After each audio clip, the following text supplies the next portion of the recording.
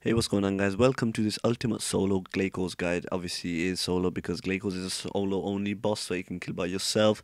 And yeah, in this guide I'm going to be going through gear, inventory, setups, different ways of killing different familiars, etc. If you do enjoy this and if you find it useful, be sure to comment, rate and subscribe to my channel for more guides and PVM content. So first off, guys, we're going to start with the Glacors themselves. They have 30,000 life points, a max hit of 980, and also a special attack, which will hit 50% of your remaining life points. The XP per kill for magic, if you are using magic, is 3,142.5, and you can get between 500 and 550k magic XP per hour here. Now there are many ways that you guys can actually go about boosting your magic level. One of them is by using a super magic flask or a normal magic flask, which is just a potion that you can buy in the Grand Exchange, or make yourself either Herbalo skill. You can use overloads, which is a 96 Herbalo requirement, but boosts your magic level by, I believe, 17 levels to 116 for 5 minutes. It also boosts your defense by the same level and all your melee stats as well as range, but that doesn't really matter. The Vecna Skull can boost your magic level plus 6 if you are 99, I believe, for a total, and it can be used every 5 minutes. As you can see, boosted to 105.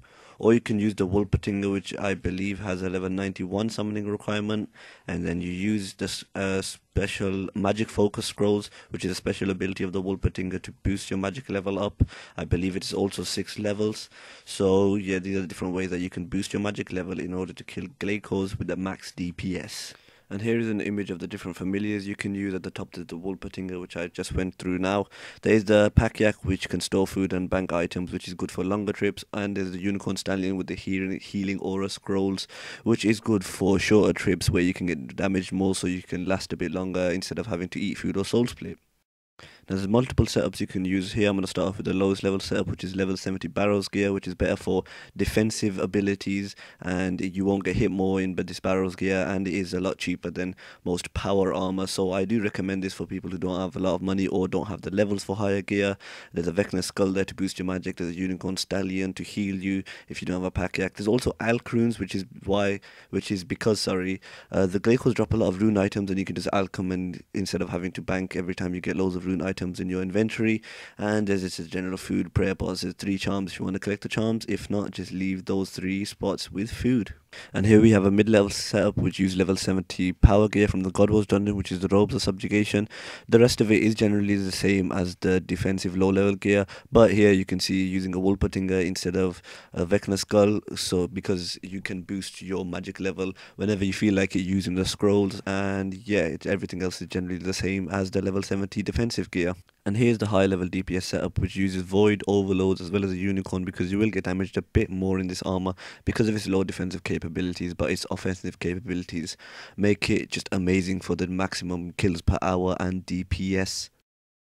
Finally, guys, you can use the War Priest armor if you do have it, which is more defensive, and yeah, it's not as good as Void for DPS, but it is quite defensive, and you don't have to worry. You can soul split quite better in this because it is actually defensive against all combat styles instead of just one. So here, guys, you can see the ability bar that you want to use if you're using chaotic staff or another two-handed magic weapon. It includes 4 or 5 basic abilities that you should repeat over and over again as normal, and then use threshold abilities. And if you want, and you're feeling lucky, just use an ultimate ability just for that mad damage. Here you can see the ability bar that you want to use for weapons, where you have a wand and an offhand, which is the only change really to this is that you've added the concentrated blast instead of the sonic wave. Everything else is the same as a two-handed ability bar. So here, guys, you can see a clip of me just killing a Glacor, and the first attack it does is one that you want to take note of. Right, wait for it, there. I've freeze framed this because this is a special attack that the Glacor does that I talked about before, where it takes away 50% of your remaining life points. What you want to do as soon as he does this attack, which you'll see me doing, is move off the spot that you were standing on. Otherwise, if you stay on there for too long, the attack will hit, and it will hit 50% of your remaining life points. So make sure to move away from that attack. Now at half of his life points, which is 15,000, as you will see on the screen sooner or later, the Glacor will summon 3 of the minions. What you want to do is attack the Enduring minion, which is a dark blue one, and it usually spawns in the middle so that it turns on you and it doesn't stay by the mother Glacor, and kill the Sapping minion, which is the light blue one, ASAP, and then kill the Enduring one. But make sure you keep an eye on the unstable red one, as it has an orange ability bar above his head, or sorry, adrenaline bar, and when that fills up, you want to step away from it so it doesn't blow up in your face. And you want to kill that one last, by the way. The red minion always kill last, and then kill the Glacor, and make sure you can get enough DPS that it dies before its own ability bar fills up, because it will gain the same ability as the last minion that you kill, the last Glacor that you kill. As you can see, guys, this is the reason that you want to do DKs. Drop shards of Armadillo, which is about 1 in every 10 kills in average, and 100 shards of Armadillo will make the Armadillo battle staff, which has unlimited air runes. It's almost as good as the chaotic staff and costs about 17 million the GE. That makes each shard of Armadillo, I believe, worth around 170k, or you can combine it to make Armadillo runes. You can get the 3 different boosts, which are Ragefire, Glaven, and Steadfast, which each go for, I believe, the Ragefire is 10 mil, the Glaven boots are about 8 mil, and the Steadfast boosts are 15 plus mil. So yeah, and within about 1,000 kills, you should be expecting 3 or 4 different boot drops and about 100 shards of Armadillo, which is some nice profit, as well as the normal drops that you get, which include the rune items and the coins and the runes, etc. And here, guys, we have something very useful, which is provided by a good friend of mine named Hilly.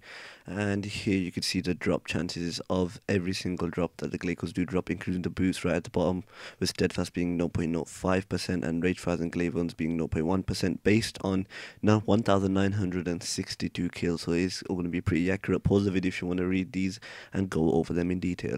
That's going to be it for this Glacors guide. If you guys did enjoy this or find it useful, be sure to comment, rate, and subscribe to my channel for more PVM guides and content.